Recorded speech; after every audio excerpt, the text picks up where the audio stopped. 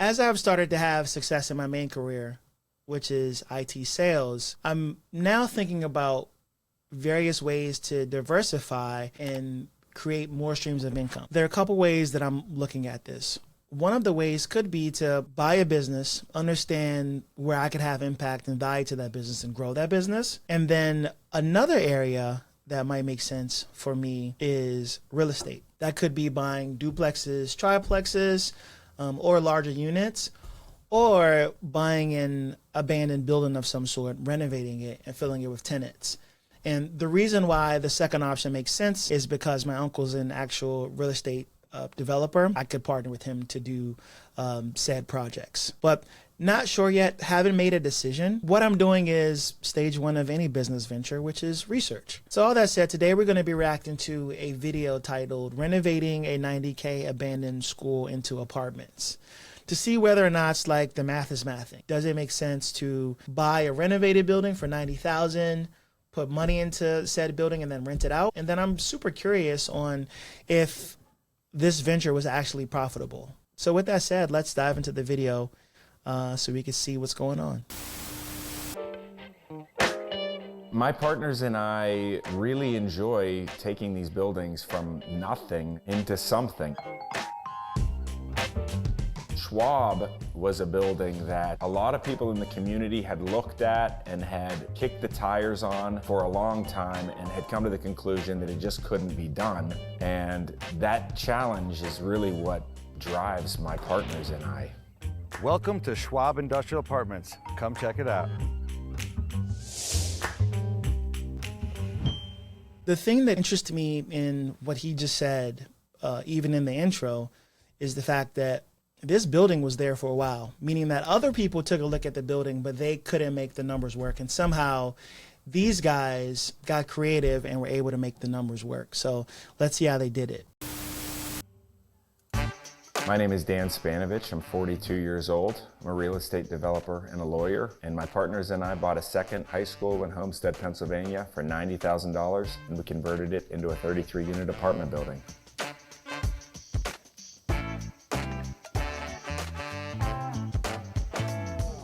So our one bedrooms range from about $950 to about $1,450, and our two bedrooms are $1,550 to about $1,950. All right, so now time for some pocket watching. So like almost like $50,000 for both units. And then I would say you got to factor in that you're not going to have all the units done at the same time. So once they got the building built and the occupancy is at 75%, they're looking at roughly like $38,000 overall. To have a positive cash flow, I would say safely, without having to have every single apartment filled out or occupied, 75% occupancy, and then that gives them about $38,000 worth of payments, assuming that it's good tenants and the tenants pay on time, all that good stuff. All right, so let's see what they're working with here. Welcome to Bowtie High in Homestead, Pennsylvania.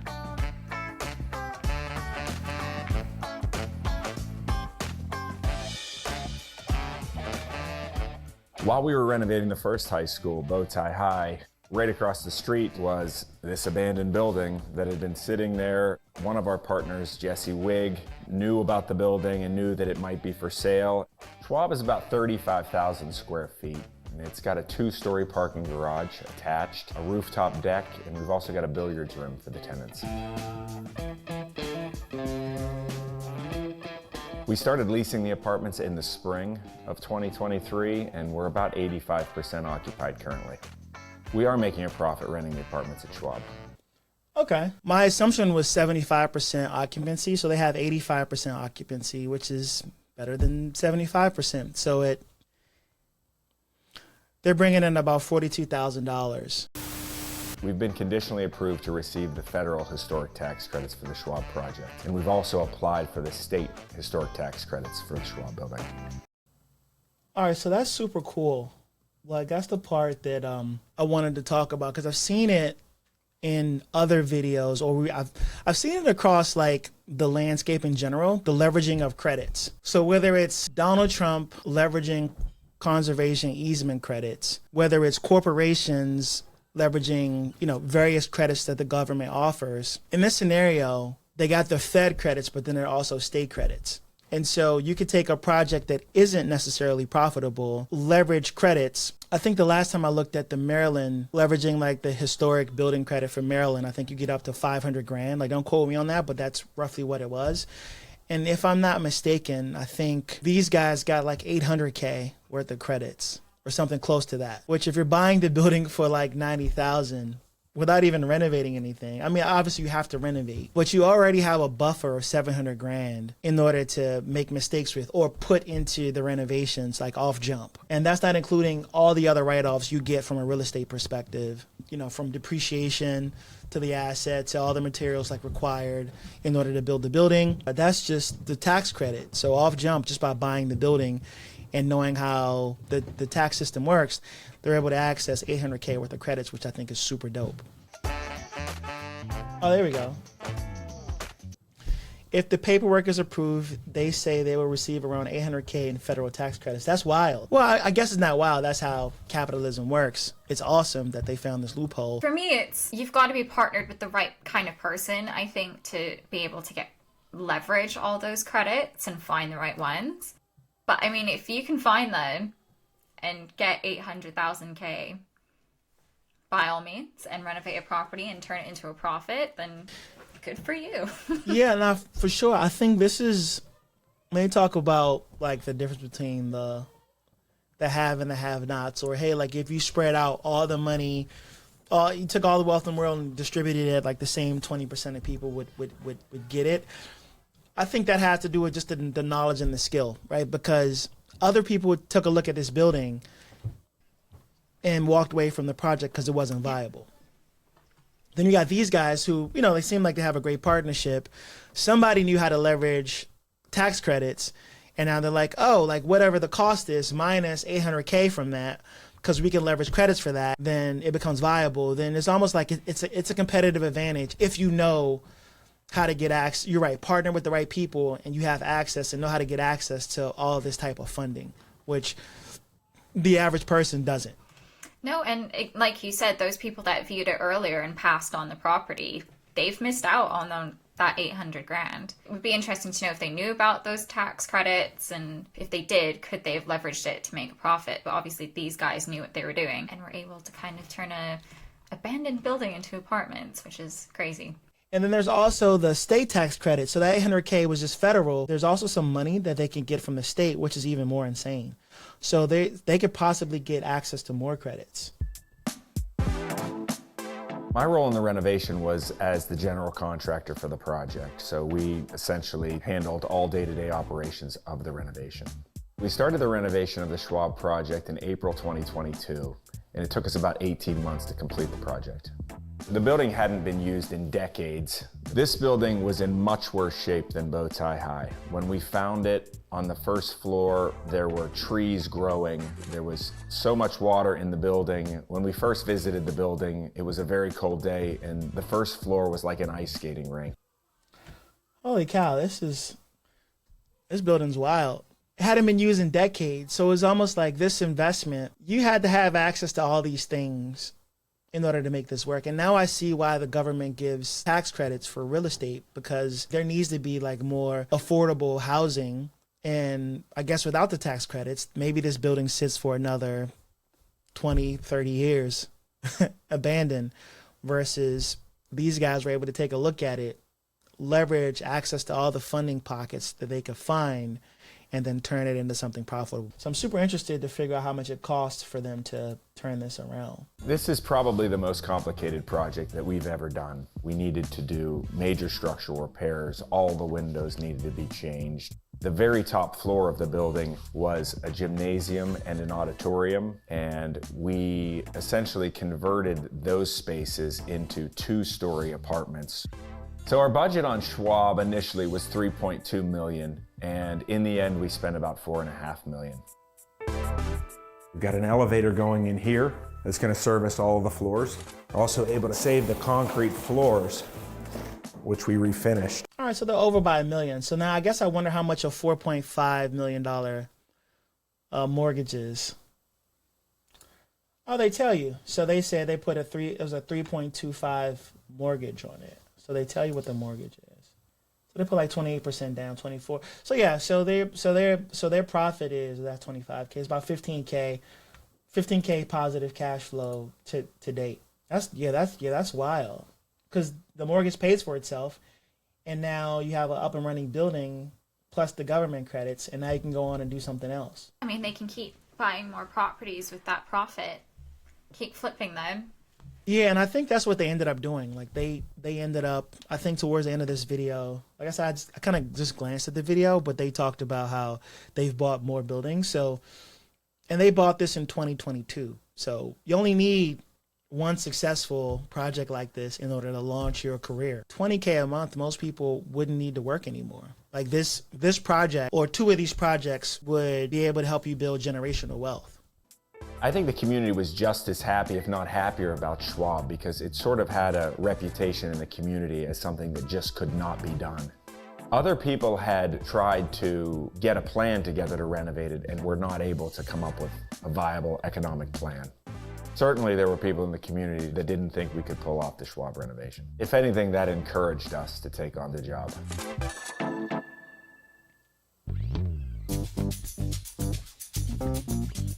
Welcome to our rooftop deck. As soon as we bought the Schwab building, we knew on top of this parking garage, we had to have a rooftop deck for the residents of Bowtie and Schwab.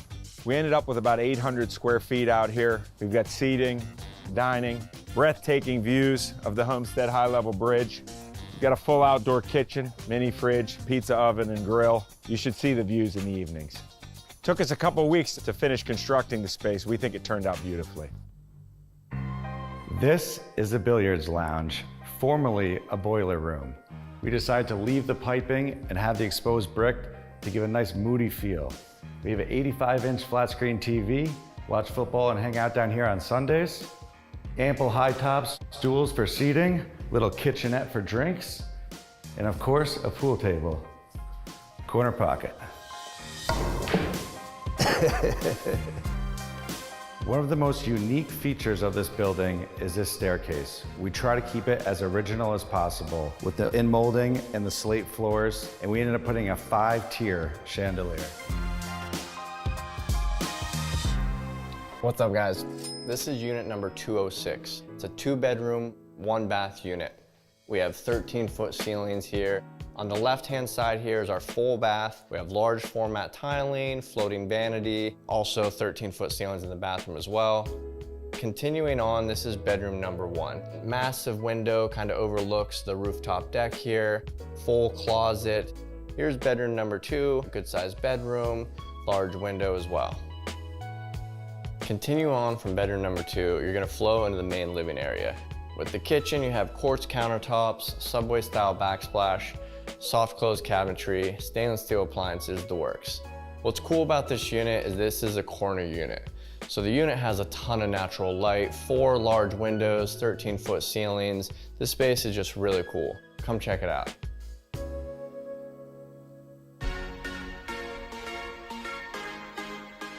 We have separately bought a few schools since these projects have ended. Yeah, I mean, just like we talked about, they did this, solid cash flow. They figured out credits.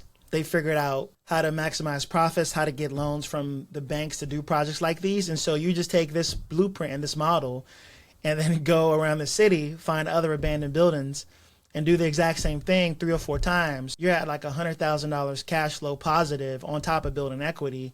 You're pretty much set for life at that point. For the time being, the band is on a sort of a hiatus. Some of the members of the band have bought a school together. Some of the other members of us have bought a brewery together that we're going to renovate potentially into some apartments. Jesse has bought a school by himself, and I have also bought a school by myself. There's nothing else to be said. Like, hey, we figured it out. We got a blueprint. I bought a school. He bought. I mean, it's just like you get a school. You get a school. All right. I mean, I think I've seen enough, Olivia. They're doing well. Here are a few key takeaways that anyone can take from this video. They were able to take a project that other people had looked at and weren't able to successfully turn or make economically viable and make it economically viable.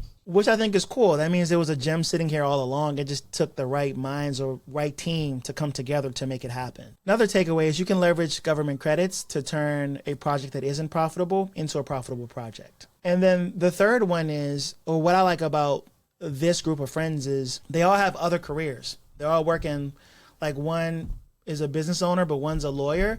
And so they didn't put all their eggs in the real estate basket. They're probably taking their success in their current careers and now translating that into the next thing, which is real estate, which seems like a viable path for someone who has saved some money and has a viable career. That's it. That's all I got. Olivia, any takeaways for you? I guess the biggest one was the first point you made, was the upfront financial analysis. You know, they were saying that so many other people had passed on this project, but they didn't, because they actually put that time and effort into saying, can we make this happen with government credit? So with anything, just do your research, because you never know what abandoned building can be turned into a very profitable gem for you.